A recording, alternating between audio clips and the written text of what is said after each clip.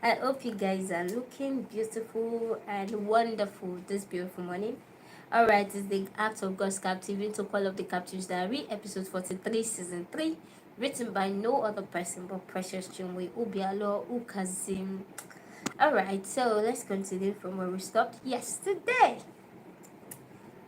Uma has gone to the mirror to go and see who he's talking about. Okay, no. She has started, she's still asking who is it, but after they mentioned their name, I'll be anyone. But let us see the continuation of the conversation to know whether she finally accepted who it was. Who is that? She asked Tizin. Oh, you don't know her? He replied, I don't think so. She replied, okay, I'm going to show you who she is. Are you ready to meet her now? He asked. Yeah, I'm ready, she replied, grinning. Hey, get on your feet and come with me. I'm gonna introduce you to her. He told her. Are you on your feet yet? He asked. You mean I should get on my feet for real? She asked, thinking he was joking. Yeah, I'm serious. Get on your feet. He replied. To where? She asked, giggling. Obedience will bring the answers you need faster. Just get on your feet. He told her. I'm on my feet now, she told him. Are you sure? He asked. Yes, I am. I know you've got a mirror in your room. Go stand before the mirror. I want to show you something.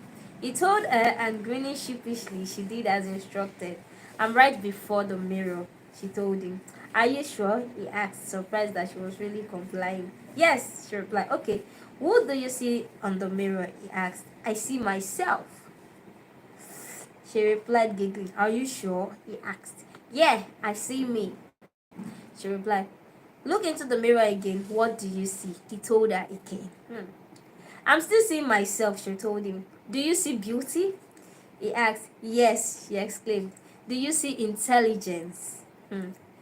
He asked. Yes, she replied, laughing. Do you see the fear of God personified? He asked, and she nodded before answering him. Can you see a great prophetess?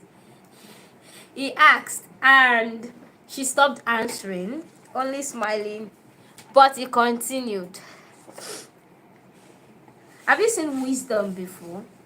He asked rhetorically, even when he knew she was no longer answering. There she is, standing right before you. He was still praising her, and feeling embarrassed, she interrupted him. It's okay, stop the flattery. She cut in politely. No, I'm not flattering you. You are every single thing I said, and you could see it for yourself in the mirror. He told her with all seriousness. Okay, thank you, but stop, she told him, smiling. Okay, I know you've known the person, I asked. Yes, I know her now. It's okay. She screamed, laughing. Why are you screaming? Aren't you happy for me that I have such a special person in my life? He asked. In your life? How? She asked, giving him a bombastic side eye on the phone, as if he was there. How do you mean how? He asked, and both of them started laughing. They were still talking and laughing when Junior barged into Uma's room angrily, and he did not sit well with her. She ended the call abruptly to face him. Look, Junior, you have to stop barging into my room this way. I'm a lady. What if I was unclad? She expressed her displeasure. I'm sorry about that. I wasn't thinking right. I'm very angry. He replied, and that was when she looked at his face and saw that he was red in face. When she let go, then she let go of her own displeasure. David was calling her phone, but she ignored the call in order to find out why her brother was angry. What's the problem? What happened? She asked, looking for his face. I told Sarita's father that I was resigning, and I honorably tendered my resignation letter, but he wouldn't let me go. He went and called Dad to ask me to stay back, and now Dad says I'm not resigning. Junior reported to her, and he expected Uma to say something, but for the next few minutes she was quiet. Aren't you going to say something? He asked, getting exasperated at her silence. I'm just thinking, she said meditatively, and he turned and looked at her. Maybe you shouldn't have resigned, she told him.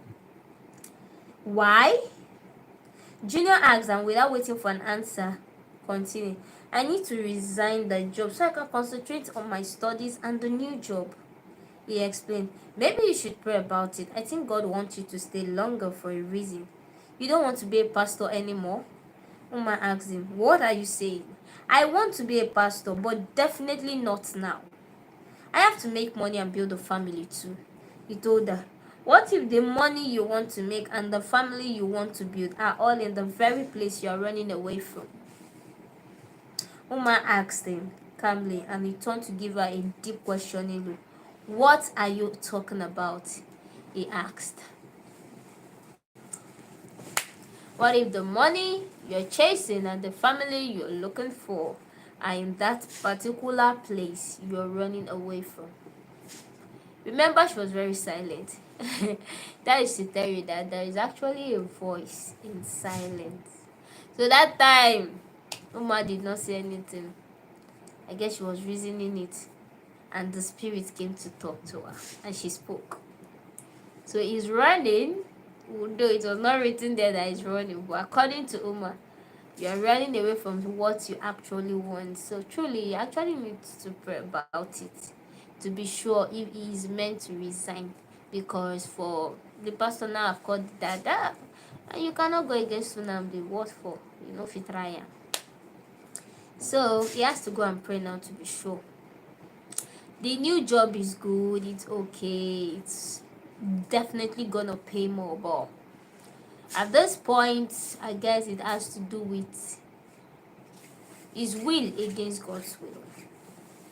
And based on what he's looking for, just like he said, what if it is actually there? I'm not thinking anything, no, so you people should stop thinking fast.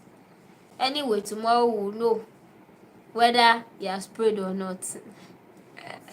Alright, have a beautiful and lovely day. See you guys tomorrow. I love you guys so much. Bye bye.